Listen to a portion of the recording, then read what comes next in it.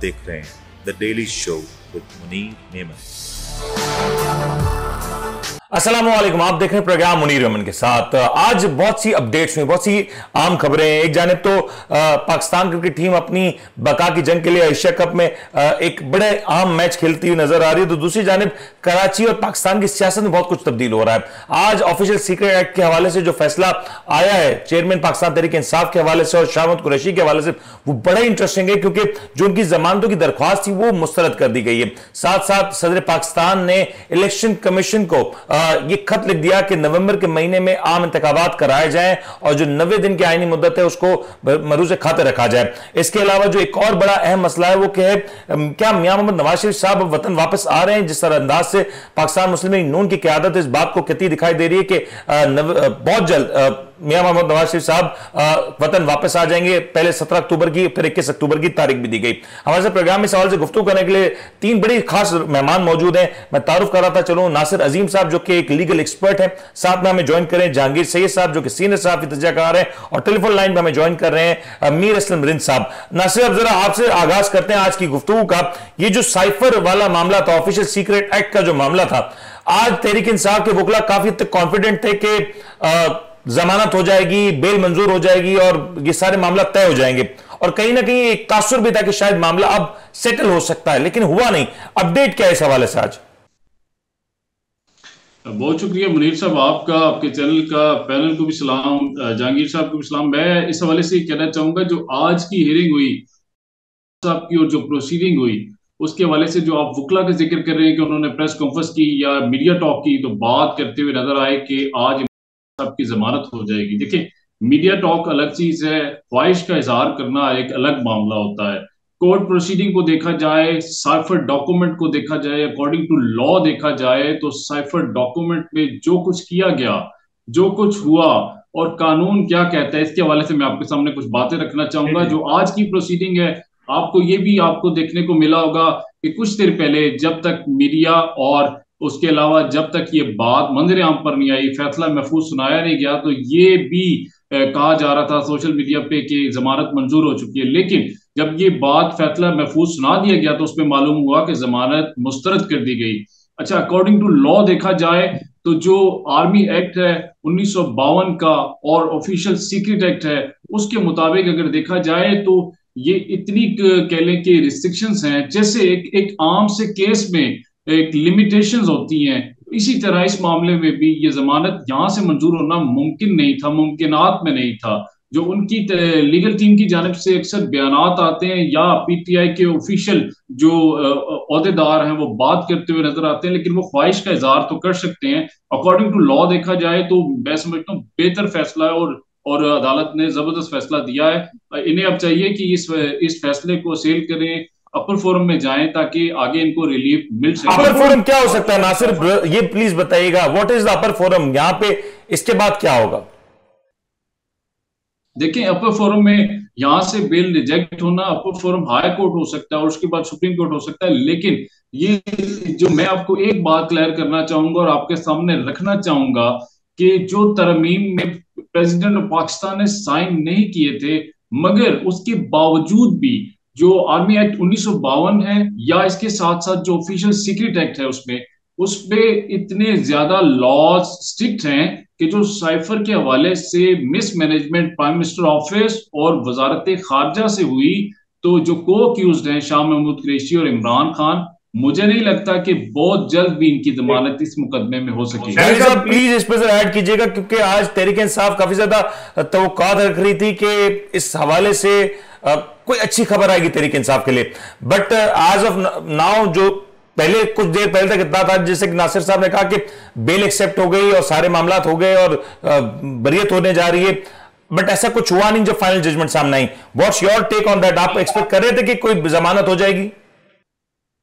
देखिए मुनीर, आपके कह जासी है कि नासिर अजीम साहब की मौजूदगी में जिस तरह वो लॉ को की जो फ्रेम करते हैं और बताते हैं कि उसकी क्या अहमियत है और क्या चीज, जैसे पिक्चर बहुत जो है विविड हो जाती है, वाज़े तौर पर चीजें नजर आती है। और दूसरी चीज है कि चूंकि हम एनालिस्ट हैं, पॉलिटिकल एनालिस्ट के तौर पर हम ये देखते तो हैं कि वाकया ये जरूर हो गया, सामने आ गया, और अब उसके असरात क्या आ रहे हैं, उसमें सियासत कहाँ काम कर कार फरमा है।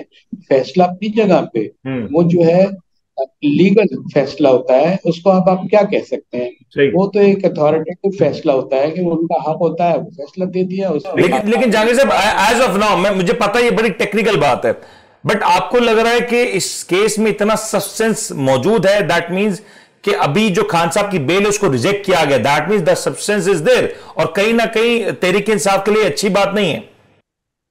देखिए, मैं इसी तरफ आ रहा था जिस तरफ आपने इशारा किया है कि देखें इसके असरात आप ये देखें, सामने जो चीजें हकायक हैं वो तो ये बताते हैं कि एक जो ट्रैक है, एक मैपिंग हो चुकी है चीजों को जो है सॉर्ट आउट करने की और उनको समझ देने की, जिस तरफ मामला हैं। अभी नवाज शरीफ की आमद के बारे में जो बिल्कुल ही डेफिनेट स्टेटमेंट आ गया है कि इस तारीख को आ रहे हैं, 26 तारीख को आ रहे हैं, तो इससे तो ये लगता है कि एक के बिल्कुल हाथ खोले रखे जाएंगे। ये ना जहांगीर साहब, मैं इसके ऊपर आता हूं, लेकिन ये जरा मैं चाह रहा हूं जरा ये वाला मैटर साइफर वाला है ना, इसके ऊपर बात पहले हो जाए।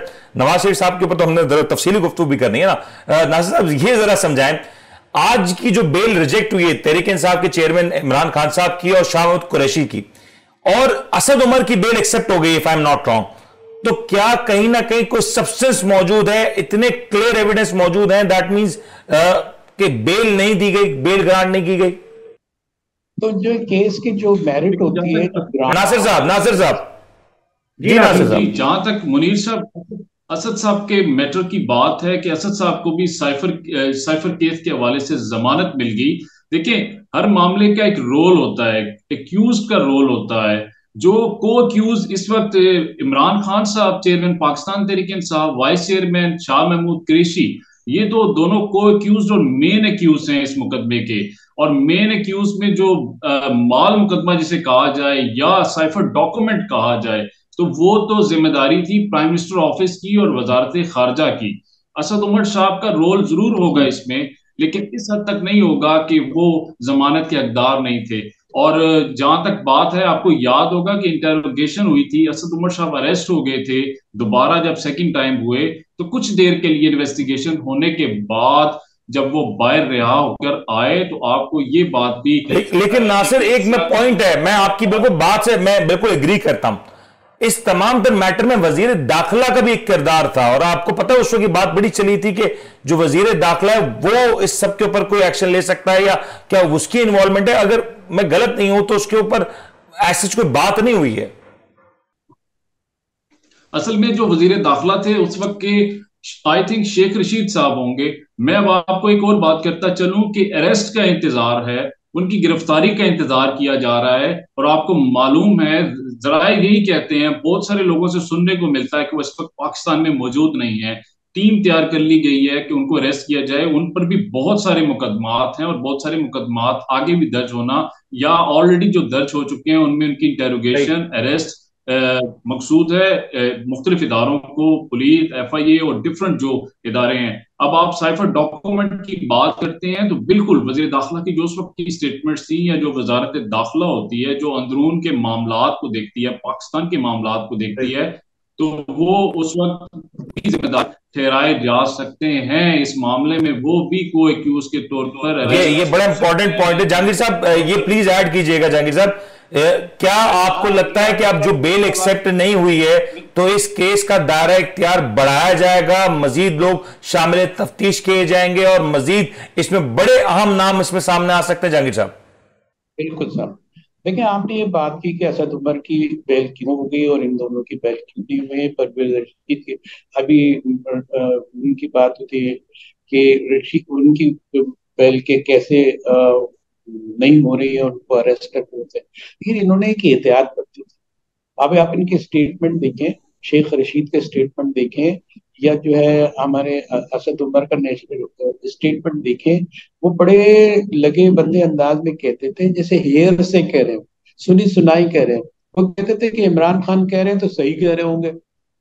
सिर्फ शेख ये खिलाड़ी लोग हैं ना, तो इन्होंने अपने आप को मुझे मुझे मीर साहब को जरा शामिल गुफ्तगू करने दें। जाएगी इसके लिए इन्होंने एक बचत का पहलू निकाला। सर मैं आपका पॉइंट आ गया। मुझे मीर असलम रिंद साहब, हमें जरा मैं चाहूंगा इससे भी जरा बात की जाए। मीर साहब, ये जो सबसे ज्यादा, अस्सलाम वालेकुम मीर साहब, ये बताइएगा जो आज साइफर मामले में ये खान साहब की बेल मुस्तरद हो जाना, शामिद कुरैशी की बेल मुस्तरद हो जाना, एक्सपेक्ट किया जा रहा था इसको सहाफती हलकों में भी? जी जी मीर साहब। जी आवाज कट रही है। जी मीर साहब ये बताइएगा कि आज जो साइफर मामले में इमरान खान साहब के और शामिद कुरैशी साहब की जो बेल मुस्तरद हुई है, आपको लगता है ये एक्सपेक्ट किया जा रहा था, यही फैसला आना था? नाज़रीन को अस्सलाम वालेकुम। गुजारिश ये है कि हम लोग पाकिस्तानी कौम या आवाम इतनी वाबस्ता फैसलों से वाबस्तगी का इजहार करते हैं, अगर खुदा न खास्ता उस पर अमल नहीं हुआ तो हम फिर अफसोस करते हैं। सही। अदालत के अपने फैसले होते हैं, अवाम की अपनी तशरीह या अपने बहस होते हैं। किस बेस पे उनको जो रिजेक्ट किया है वो तो अदालत ही जानती होगी ना। जी जी जी मेरे साहब। जी हाँ, वो तो अदालत को ही पता होगा और उसने पॉइंट देखे होंगे, कानूनी पॉइंट पे गौर किया होगा, तब रिजेक्ट किया होगा। जातियात में तो कोई किसी का वो नहीं कर साहब। लेकिन आज जो रिजेक्शन हुई, आपको नहीं लगता कि तहरीक इंसाफ के लिए मुश्किलात अब कम होने नहीं जा रही, मजीद बढ़ेंगी इसके बाद? मुश्किलात तो बढ़ेंगी सर। इमरान खान ने 1 साल जो मुहिम चलाई है, मुल्क को जो नुकसान पहुंचा है, जो उन्होंने बातें बहुत ज्यादा ऐसे की है जो मुल्क के खिलाफ। अभी मैं देख रहा इंडिया का एक चैनल, उसमें जो हमारा दुश्मन है वो मेजर ग्रोवर, वो कह रहा था कि जो काम इमरान खान ने किया है वो इंडिया सारी जिंदगी नहीं कर सकता है, इंडिया को बहुत फायदा पहुंचा है इससे। ये जो कोर कमांडर थे उस दफातर पे हमले हुए हैं, ये हम कभी कहते सोच भी नहीं सकते थे कि पाकिस्तानी अवाम को स्टेज पे ले जाया जाएगा। ये तो सर ये मुल्क के लिए तो खतरा तो। ठीक है मीर साहब, मैं आपकी तरफ आता हूं, लेकिन नासिर जरा आप ये समझाइएगा कि अपेरेंटली ये मामला हाई कोर्ट की तरफ जाएगा। नासिर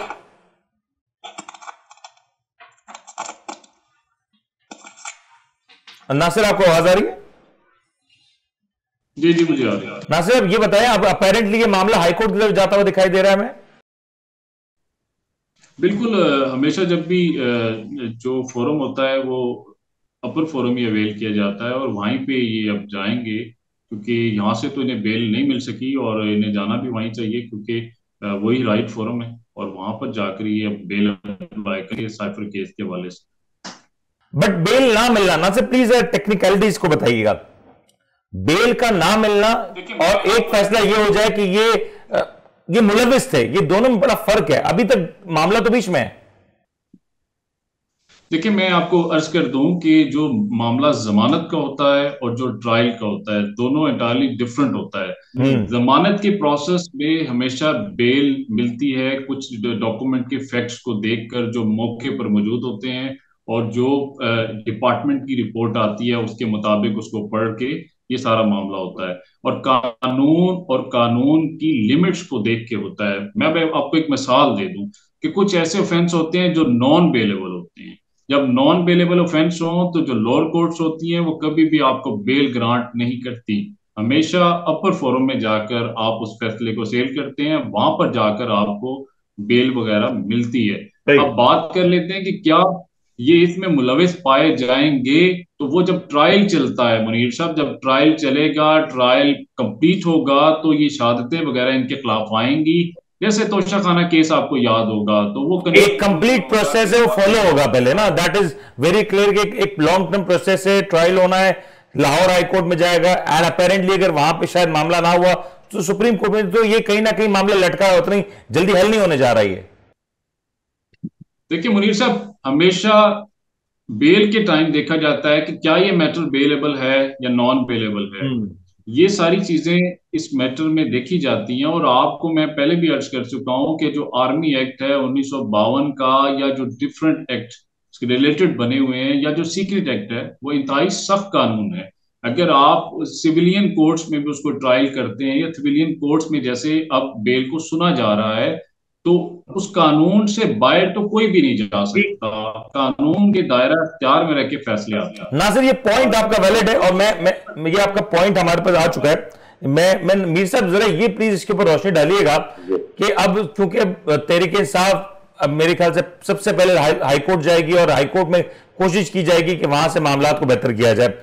बट अगर अपेरेंटली देखें तो इस वक्त जो मंजरनामा बनता दिखाई दे रहा है कि मियां मोहम्मद नवाज शरीफ साहब जो कि कन्विक्टेड मुजरिम है वो वतन वापस आ रहे हैं और उनकी वतन वापसी पे तैयारियां की जा रही हैं जो कि नून लीग के जराए बताते हैं, और इमरान खान साहब जो कि अभी कन्विक्शन और नॉन कन्विक्शन के बीच में इनकी तलवार लटक रही है वो अभी भी जेल के अंदर है। तो क्या यह हो सकता है कि आने वाले 10-15 दिन बाद एक ही जेल में दो दोस्त इकट्ठे हों?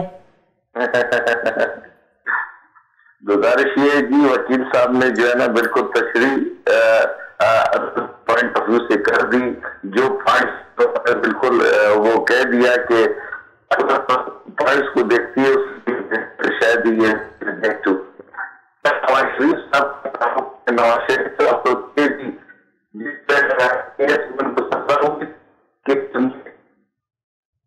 सफदर साहब और नवाज बरी हो चुके हैं।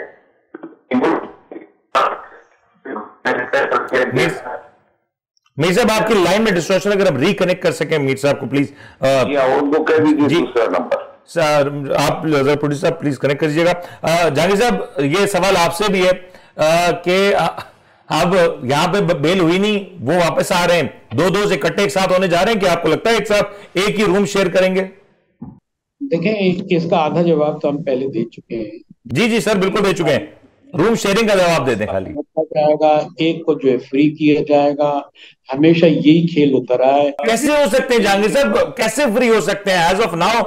वो कोई से नया ऐसा कोई नया मंजरनामा थोड़ी उभरा है कि एक को बांध देते हैं, एक को छोड़ देते हैं, स्टेज वही है, उसी को बढ़ना है, कोई इक़्तिदार रहेगा। इनको जो है हंगअप, ये जो तहरीक इंसाफ है ये भी खत्म नहीं होगी, लेकिन हैंगअप रहेगी पार्लियामेंट हैंगअप रहने का मतलब है कि इनको भी कुछ 50-60 सीटें मिलेंगी, ये भी चीख चिखा लेंगे, कुछ इनको भी मिल जाएगा, कुछ इनको भी मिल जाएगा, और यही सूरत हाल रहेगी। और जो जिस तरह की कोर्ट्स हैं, कोर्ट्स टाइम पासिंग चीजें कोर्ट्स में डाली जाती हैं, ये बड़ा अलमिया है हमारा कि हम कोर्ट के फैसले को अमल दरामद नहीं हो रहे। और दूसरे अगर हम जाते हैं तो उसमें टाइम पासिंग है कि भाई देखें, एक आप सुपीरियर कोर्ट में चल जाएं, अब अपर कोर्ट में चले जाएं, ये होता है, इससे कुछ हो जाता है, उसके बाद फैसला एक ऐसा आता है कि आप जो है जू का तू सूरत हाल रहती है, और जो कुछ प्लान होता है, मैप होता है, उसके मुताबिक जो है सारी चीजें। ठीक है जहांगीर साहब, मैं आपकी तरफ आता हूं। मीर साहब हमें ज्वाइन कर चुके एक बार। मीर साहब प्लीज जरा ये बताइएगा, जो आप कह रहे थे कि क्या मामला क्या होने जा रहे हैं, क्या मियां साहब वतन वापस आके वहां जाएंगे, अपने महल पे जाएंगे, या फिर अडियाला या अटक? जी ऐसा है कि मियां साहब तो 21 अक्टूबर को आ रहे हैं। जब तक उनकी जमानत नहीं हुई है या जब तक फैसला नहीं हुआ है, लाजमी कानूनी चाराजोई तो की जाएगी ना। आज वजीर आला साहब से भी साफी ने सवाल किया कि आप क्या कहते हैं, उसने कहा कानून में नहीं पड़ा है, जो कानूनी वो होगा हम उसके मुताबिक काम करेंगे।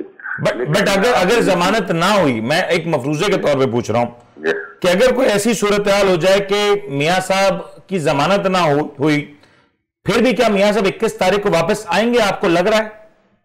उम्मीद है जी, इसलिए कि पूरी पार्टी तैयारी कर रही है और उन्होंने फैसला कर लिया है, जरूर आएंगे। अगर ना आए तो आपको पता है आगे इलेक्शन है, और मियां साहब के बगैर मुस्लिम लीग का इलेक्शन जो है ना बेमाना है। लेकिन मियां साहब की वापसी उनकी जमानत से मशरूत है ना? जब तक ऐसा है कि उसमें अदालत में उनको जरूर पेश होना पड़ेगा। वो मरियम और सफदर साहब जो बरी हो चुके हैं ना, इनको इसी इश्तिहारी दिया गया था कि ये मुल्क में मौजूद नहीं थे, वो जब आके पेश होंगे तो मुझे उम्मीद है जमानत हो जाएगी। जमानत हो जाएगी, आपको उम्मीद है? मैं नासिर साहब आप बताइएगा, आप लीगल एक्सपर्ट हैं। मियां मोहम्मद नवाज शरीफ साहब कन्विक्टेड थे, फिर एक स्टैम्प पेपर आता है और उनकी सेहतयाबी का मामला आता है, और फिर वो मुल्क से बाहर चले जाते हैं, और फिर एक उनके हवाले से जो तरमीम की गई थी, वो तरमीम भी सुप्रीम कोर्ट ने, आपको इल्म है कि वो रिजेक्ट कर दी थी। अब आपको लग रहा है कि मियां साहब के हवाले से कोई जमानत हो जाएगी, कोई बेल हो सकती है? अपेरेंटली कानून में कोई गुंजाइश है? मुनीर साहब, जो मियां मोहम्मद नवाज शरीफ साहब की केस की हिस्ट्री है और जो अभी वो आ रहे हैं, मैं आपको 2 से 3 बातें क्लियर कर दूं। जब मियां नवाज शरीफ साहब जेल में थे तो उनकी तबीयत नासाज हुई, डॉक्टर्स का पैनल बैठता है, इमरान खान साहब की गवर्नमेंट काबीना की मंजूरी और उसके बाद एक स्टैम्प पेपर का आना। Stamp paper ex prime minister Mian Mohammad Shahbaz Sharif की जानिब से आया, उसके बाद वो गारंटर बनते हैं, नवाज शरीफ साहब बाहर चले जाते हैं और जाते हैं थोड़े अरसे के लिए। लेकिन अब इतने अरसा हो चुका है तो इसको मैं इस तरह इस जुमरे में लूंगा कानूनी एतबार से कि वो इस वक्त आप ये कह सकते हैं कि वहां जाकर हिडन हो गए हैं। वो अदालत एब्सकॉन्डर है, जो इश्तिहारी है अदालती नजर में। जी, जो मियाद होती है उसके मुताबिक तो मैं समझता हूँ बहुत टाइम गुजर चुका है। अब अगर वो वापस आते हैं, वो आकर खुद को सरेंडर करते हैं और उनकी जमानत की हियरिंग होती है या उनके जो मामला आगे प्रोसेस चलता है, तो वो अकॉर्डिंग टू लॉ। नासिर, मुझे ये जरा टेक्निकल बात बता दें, क्या उनके आने से पहले उनकी जमानत मंजूर हो सकती है? देखें, जब तक एक्यूज आता नहीं और वो एक्यूज जो कि कन्विक्टेड है, जो कन्विक्शन के बाद चला गया और वो आता ही नहीं, तो कम से कम उसे आना तो पड़ेगा, कोर्ट के सामने पेश तो होना पड़ेगा, वरना ये तो इस तरह तो मुमकिन ही नहीं।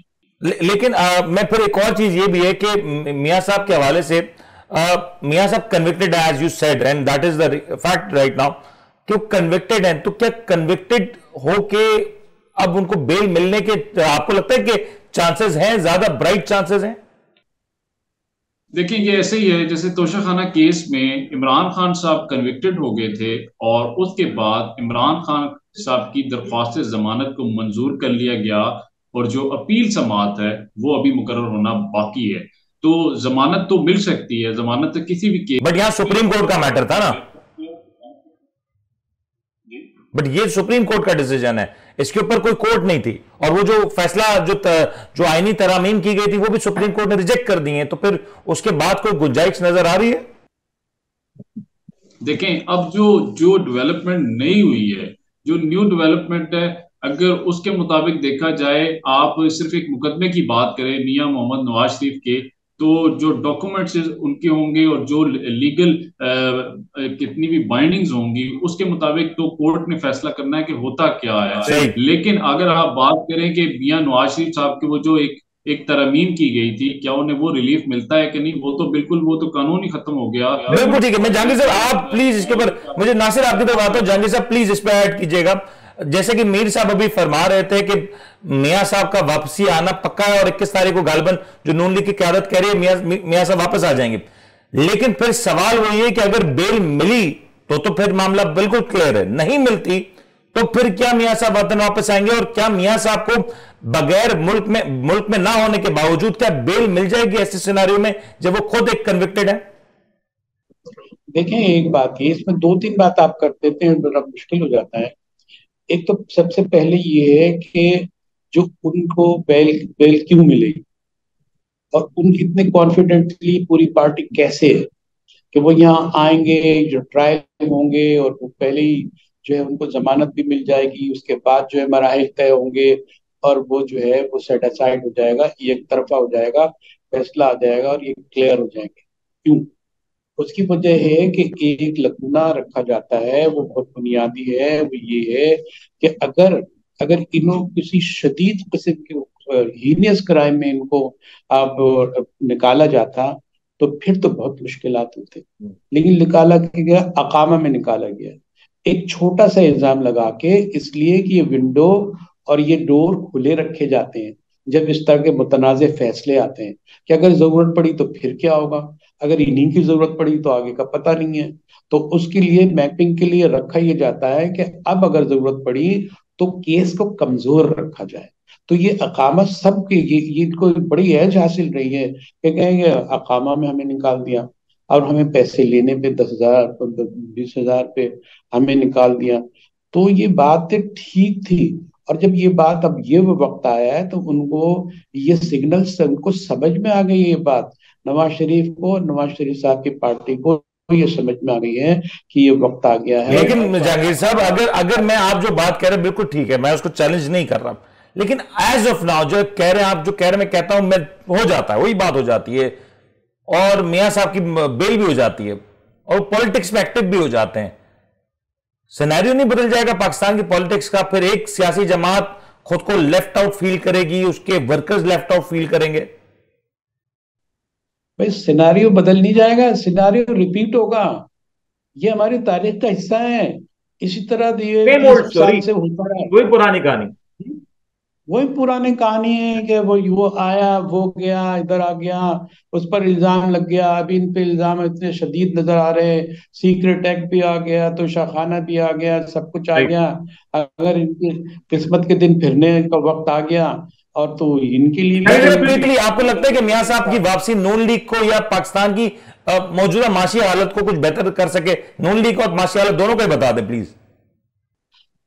देखिए, मुआशी हालात तो एक ही तरीका होता है कि किसी के बारे में आप भी कोई राय दें, तो उसको ये देखा जाता है कि इसके रिकॉर्ड पर क्या है। इनके रिकॉर्ड पे ये कितने भी प्रोपेगेंडा करते हैं, कोई बहुत बड़ी कामयाबी नहीं है। ऐसा नहीं है कि इन्होंने जो है बड़े गोल्डन डेज हमारे आ गए और ये जो है कायदे आजम की तरह की कोई चीज है, ये बहुत मर्तबे वाली। ये इसी तरह छोटे मोटे इन्होंने काम कर कर दिखाए हैं, उसी पर अपनी सियासत चलाते हैं। अगर इतना बड़ा इनकलाब ये ला सकते तो आज इस पूरी तरह मुल्क होता। कहीं ना कहीं हर एक का हिस्सा है ना। नून लीग को तो फायदा हो जाएगा ना जहांगीर साहब, नून लीग का वोट बैंक तो रिवाइव हो जाएगा ना इसके बाद। जमातों का भी हिस्सा है, ये तो सबके हिस्से है ना। जो आज नून लीग का वोट बैंक रिवाइव हो जाएगा इसके बाद। भाई कोशिश ये करेंगे, बहुत सारी चीजें होती हैं अब जिसको आजमाया जाता है कि इसको ये देखेंगे कि हमारा चूरन कितना बिक सकता है। अगर चूरन बेचने में किसी वजह से कामयाब हो गए या कोई सपोर्ट मिल गई और चूरन इन्हीं का बिकना है तो बिक जाएगा। ठीक है, मुझे मीर साहब से बड़ा इंटरेस्टिंग कमेंट है। मीर साहब, जहांगीर साहब मैं आपकी तरफ आ रहा हूँ, जहांगीर साहब आपकी तरफ आता हूँ। मीर साहब प्लीज, जो अपनी फेलियर की कहानी जो है रकम कर चुकी है। सर आपका पॉइंट आ गया। मीर साहब लाइन पे आप। जी मीर साहब, आपको लगता है कि मियां साहब जब वतन वापस आएंगे तो क्या वही सूरत हाल होगी और उसी अंदाज से नून लीग अपनी फुल स्ट्रेंथ में नजर आएगी और वही वोटर्स और सपोर्टर्स का हुजूम नजर आएगा? सर अगर आप पंजाब का जहांगीर साहब मैं आपकी तरफ आ रहा हूं, प्लीज आ रहा हूं जी। जहांगीर साहब, आज भी सर पंजाब में नून लीग का वोट बैंक मौजूद है, मियां नवाज शरीफ का वोट बैंक मौजूद है। न मियां नवाज शरीफ का उतना ही वोट बैंक है जितना 2013 में था। जी हाँ, आप देखेंगे आपको दो महीने में, एक महीने में चेंजिंग महसूस होगा। और मियां साहब को लोग पसंद करते हैं। और जहां तक आपने इकोनॉमी का बात की, इकोनॉमी का ये फायदा होगा, मियां साहब पे पाकिस्तान के बिजनेसमैन भी ट्रस्ट करते हैं। आप देखेंगे कि अगर मियां साहब को लोगों ने वोट दिया, अगर मुल्क में दोबारा इनकी हुकूमत बनी, आप देखिए मईशत मुस्तकिम हो जाएगी। सर मियां साहब के हवाले से तो ऑपोजिशन कहती है उनको तो पड़ोसी मुल्क के बिजनेसमैन भी बड़ा सब पसंद करते हैं। सर गुजारिश ये सियासी इल्जामात है, आपने देखा है जब साथ होते हैं इनकी बातें अलहदा होती हैं, जब मुखालिफ होते हैं इनकी बातें अलहदा होती हैं। कल तक पीपल्स पार्टी और बिल्कुल क्या कहते हैं बहन भाई की तरह थे, आज जो है हमारे बिलावल साहब की बातें कुछ और है। ये जो क्या कहते हैं मीठा मीठा आप कड़वा कड़वा। मेरे अपने भाइयों का तस्करा किया, शहबाज शरीफ साहब की जो 16 माह की कारकर्दगी थी, आपको लगता है कि उसका सवाल मियां साहब से नहीं होगा या सवाल देने के लिए उनके पास जवाबात मौजूद हैं? गुजारिश ये देखिए जी, जब मियां साहब हमारे मियां नवाज शरीफ की हुकूमत रही है तो वो अपनी हुकूमत रही है। ये तो 14 पार्टियों की हुकूमत थी। वजीर खारजा किसी का था, वजीर खजाना किसी का था, वजीर मौसलात किसी का था, तो वो प्राइवेटाइजेशन का वजीर कोई और था। ये चूचू का मुरब्बा जो है, इससे तो प्रोग्रेस नहीं मिलता है, इससे तो मुल्क को नुकसान पहुंचता है, फायदा नहीं पहुंचता। लेकिन ये फैसला तो नून लीग का था ना, ये हुकूमत बनाने का, पार्लियामान में जाने का, ये तो फैसला था नून लीग का। तो कहीं ना कहीं इसके असरात, मनफी असरात तो नून लीग को भुगतने होंगे। आपको लगता है आएंगे मनफी असरात? सर गुजारिश ये है, वो तो लाजमी है, थोड़े बहुत असरात होंगे, लेकिन आप देखिए 14 पार्टियों के मीटिंग में कैसे एक पार्टी फैसला कर सकती है, इसकी जिम्मेदारी सबको लेना पड़ेगा। अच्छा मीर साहब, एक स्ट्रेट फॉरवर्ड सवाल, अगर आज एक ऐसी फील्ड हो जहां पे तहरीक इंसाफ भी है, खान साहब की कैंपेन कर रहे हैं, नून लीग में मियां साहब भी कैंपेन कर रहे हैं, मैं एक आइडियल सिनेरियो की बात कर रहा हूं, आपको क्या लगता है कि पंजाब में हुकूमत किसकी होगी? सिर्फ पंजाब की बात करूं तो पंजाब में मैं आज भी पर उम्मीद हूं कि वहां पे नून लीग की होगी। और वफाक में? वफाक में कोalition गवर्नमेंट होगी, कोई भी सबकत हासिल नहीं कर। जहांगीर साहब सेम सवाल आपसे है, अगर आज एक आइडियल सिनेरियो हो जहां पे तहरीक इंसाफ फुल फ्लेज तरीके से काम कर रही हो, खान साहब मौजूद हो और दूसरी जानब मियां साहब हो, पार्टी बिल्कुल फंक्शन कर रही हो, दोनों का आज इलेक्शन हो, तो पंजाब में हुकूमत किसकी बनेगी और वफाक में किसकी बनेगी? जहांगीर साहब सर मैंने जहां तक सर मैं जहांगीर साहब, मीर साहब मैं आपकी तरफ आता हूं, जहांगीर साहब प्लीज आप जवाब दीजिए। जर्नलिस्ट की हैसियत से मैं अभी जो सुन रहा था असलम रिंद साहब को, तो मुझे ऐसा लग रहा कि के कोई कारकुन, कोई लीडर बात कर रहे हैं। बहरहाल उनका मौकिफ है, सर आंखों पे जो कुछ वो कह रहे हैं ठीक ही कह रहे हैं, अपने अपने मुताबिक, खुद के मुताबिक।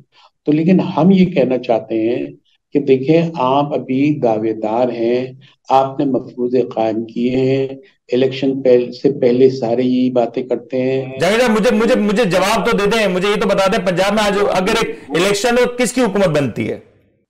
देखिए, जस्टिफाइड आप करें ना तो सब लूजर है। सर पर कोई एक, अगर आपको एक को पिक करना पड़े, तहरीक इंसाफ मकबूलियत जो आपको अपेरेंटली नजर आती है, तहरीक इंसाफ की हुकूमत बनेगी या नून लीग? लेकिन हंगाप होगी, ये हंगाप होगी। हाँ, ये जो है ना, ये लटकी हुई जमहूरियत होगी, समय इसके अंदर सबको हिस्सा मिलेगा, और ये इसको जो है पार्लियामेंट का नाम होगा इसका, और सब जो है अपनी अपनी बात कर रहे होंगे। अगर एक कोई तब्दीली आती है, वो तब्दीली नजर आती है, वो तब्दीली नजर आती हुई नजर नहीं आ रही है। अब नहीं, एक बहुत बड़ा सिनारियो चेंज होने नहीं जा रहा है। जहांगीर साहब, ये जो शहबाज शरीफ साहब की हुकूमत थी 16 माह की, इसका सवाल किया जाएगा मियां मोहम्मद नवाज शरीफ साहब से? सवाल नहीं किया जाएगा, सवाल किया जा रहा है, सवाल किया जा रहा है। सवाल इसलिए कह रहा हूं क्योंकि अभी हालिया पीपल्स पार्टी के कुछ जलसे हुए, वहां पे भी लोगों ने बिलावल से बराह रास्त ये सवाल किए कि आटा महंगा क्यों है, चीजें क्यों महंगी है, महंगाई क्यों इतनी। तो ये सवाल अगर बराह रास्त अब हो रहे हैं तो कहीं ना कहीं नून लीग भी तैयार तो होगी इसके लिए। ये लोग ये देखते हैं, इनका ये यकीन है, मैं इनकी नवाज शरीफ की सिर्फ बात नहीं कर रहा हूं, बल्कि ये इनका पक्का यकीन है कि लोगों को आप ख्वाब दिखाएं, और ख्वाब दिखाने के बाद आप इनको इस हद तक राजी कर लेते हैं। इसी को कहते हैं नैरेटिव बिल्ड करना, इसी को कहते हैं बयानिया बनाना।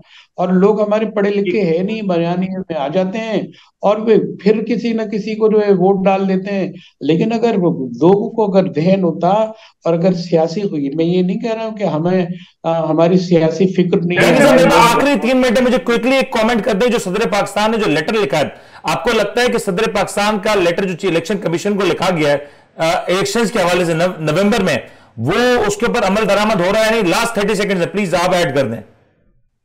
जी मैं बात करूं? जी जहांगीर साहब जी जी मैं बात करूं। देखें, आप ये देखें, अगर ये कानूनी प्रोविजन होता, कोई समझे, एक गुंजाइश होती, तो वो खुद खत लिखने की जरूरत नहीं होती उसके लिए। उसके पास कहा जाता है, इंस्ट्रक्शंस नहीं होती, ऑर्डर होता।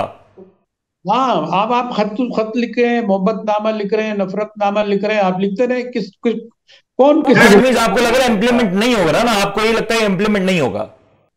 इम्प्लीमेंट कैसे होगा? कोई आपने कोई कानूनी हवाले। नासिर प्लीज क्विकली इसके ऊपर कमेंट करें, पहले मीर साहब की तरफ जाऊंगा। नासिर प्लीज क्विकली इसके ऊपर कमेंट करें। आपने ख्वाहिश का इजहार कर दिया और सब उस ख्वाहिश के पीछे एक पॉइंट टेकन। मुझे नासिर साहब इससे लीगल पॉइंट ऑफ व्यू दे दें। ये हो जाएगा, वो हो जाएगा, कुछ। जहांगीर साहब मैं आपकी तरफ, जहांगीर साहब नासिर साहब को प्लीज ऐड करें। Nasir please your legal point of view please. मैं इस हवाले से ये कहना चाहूंगा कि प्रेसिडेंट ऑफ पाकिस्तान अभी भी आर्टिकल 48(5) में फंसे हुए हैं, और वो ये समझ रहे हैं कि 48(5) में जो लिखा हुआ है कि सदर पाकिस्तान जो है ना हतमी फैसला करेंगे, उनको ये अंदाजा नहीं, या शायद याद नहीं, या शायद कोई असिस्ट करने वाला नहीं रहा, या शायद मोहब्बत इमरान खान साहब में वो इतना डूब गए कि उन्हें ये याद नहीं रहता कि जो तरमीम कौमी असम्बली में पास हुई जिसमें इख्तियारात की मुंतकिली हुई, इलेक्शन कमीशन पाकिस्तान को, election commission according to law इख्तियारात अब रखता है कि जब चाहे, जिस तरह चाहे, जैसे भी चाहे इलेक्शन अनाउंस करे या उस तारीख को बदल दे अकॉर्डिंग टू लॉ। एक और बात भी आपको क्लियर करता चलूं कि जब तक सेंसस नहीं होते तब तक इलेक्शन नहीं करवाए जा सकते। इसलिए इलेक्शन कमीशन को जो खत प्रेसिडेंट ऑफ पाकिस्तान का लिखना ये ऐसा ही है, ये कानून की नजर में भी ऐसा ही है जैसे सदर पाकिस्तान ने पाकिस्तान की 76 साल तारीख में पहली बार ट्वीट करके ये साबित कर दिया कि ये प्रेसिडेंट नहीं, कोई ट्विटर अकाउंट होल्ड करने वाला, कोई ट्विटर पे इन्फ्लुएंसर टाइप शख्स है। तो ये जो गलतियां कर रहे हैं, खत लिखना, ये मुनासिब अमल नहीं है। प्रेसिडेंट ऑफ पाकिस्तान खत नहीं लिखता। Point taken. लास्ट 30 सेकंड मुझे मीर साहब से इसके ऊपर जवाब लेना। मीर साहब, ये जो सदर पाकिस्तान ने इलेक्शन कमिश्नर को खत लिखा है और इंतखाबात का मुतालबा किया जा रहा है, दरख्वास्त की जा रही है, इंस्ट्रक्शन ऑर्डर कुछ समझ नहीं आ रहा, आपको लगता है कि सदर पाकिस्तान ने ये एक सही कदम उठाया और इसके ऊपर कुछ अमल दरामद होगा? जी मीर साहब। नासिर साहब ने तशरीह कर दी। मैं ये खत इस वक्त इस तरह का खत है जैसे एक पार्टी कारकुन अपने वो फराइज अंजाम दे रहे हैं और लीडरशिप को खुश कर रहे हैं, बाकी कानूनी हैसियत नहीं है, क्योंकि कानून साजी के बाद ये इख्तियार इलेक्शन कमीशन के पास जा चुका है। सदर साहब 9 सितंबर को रिटायर हो चुके हैं। फिलहाल जब तक ऐवान सदर में अच्छे खाने खाएं, अच्छा लिबास पहने, अच्छी बातें करें अपने स्टाफ के साथ, बाकी उनका इख्तियार ये बना रहा है, मैं नहीं रहा है। ठीक हो गया भाई साहब, आपका मौका आ गया। आप तीनों मेहमानों का बहुत बहुत शुक्रिया। उम्मीद करते हैं आपको आज का प्रोग्राम पसंद आया होगा। लेकिन एक सवाल यहाँ पे बिल्कुल अहम है कि सदर पाकिस्तान के जो इख्तियारात हैं, क्या वो ये बात की इजाजत देते हैं कि वो इलेक्शन कमीशन से ये मुतालबा करें कि इस तारीख को इलेक्शन कराएं? अगर ये करते हैं, नहीं करते तो उसकी तशरीह सुप्रीम कोर्ट में होगी और सुप्रीम कोर्ट अभी तक इस हवाले से कोई वाज़ेह फैसला नहीं दे सका। साथ साथ ये भी बड़ा अहम मसला है कि मियां मोहम्मद नवाज शरीफ साहब जब वतन वापस आएंगे तो क्या वो जेल जाएंगे? जेल जाने से पहले उनकी जमानत मंजूर हो जाएगी, और अगर ये जमानत मंजूर हो जाएगी तो कहीं ना कहीं पाकिस्तान की पॉलिटिक्स में रिवर्स साइकोलॉजी बड़ी काम करती है। क्या ये रिवर्स साइकोलॉजी तहरीक इंसाफ के वोटर को और ज्यादा चार्जअप करेगी या नून लीग के वोटर को और ज्यादा कुव्वत देगी कि वो अपने पॉलिटिकल लीडर्स के साथ खड़े हों, शाना बशाना खड़े हों और उनके साथ निकलें और उनकी पॉलिटिकल कैंपेन को कामयाब करें? ये सारे सवाल आते हैं, इनके जवाब इंशाल्लाह खुश करेंगे, वक्त के साथ आपके साथ शेयर करें। उम्मीद करते हैं आपको आज का प्रोग्राम पसंद होगा। अपने मेजबान मुनीम को इजाजत दीजिए, अपना ख्याल रखिएगा। अल्लाह हाफिज।